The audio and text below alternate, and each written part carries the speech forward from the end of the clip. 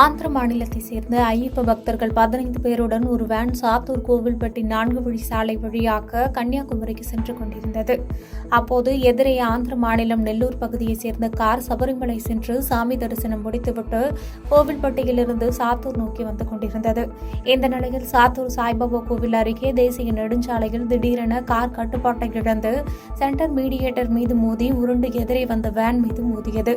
இந்த விபத்தில் வேனில் பயணம் செய்த வேன் ஓட்டுநரான சீனிவாசராவ், அனில், சாய், சந்தீப் உள்ளிட்ட 6 பேரும், காரில் பயணம் செய்த பிரசாந்த், முரளிகிருஷ்ணா, வெங்கடேஷ் உள்ளிட்ட 7 பேரும் என மொத்தம் 13 பேர் காயமடைந்தனர்.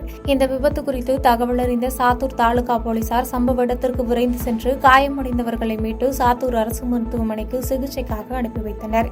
மேலும் விபத்து குறித்து வழக்கு பதிவு செய்து விசாரணை நடத்தி வருகின்றனர்.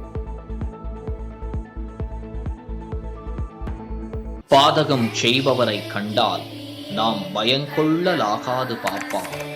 மோதி மிதித்து விடு பாப்பா, அவர் முகத்தில் உமிழ்ந்து விடு பாப்பா.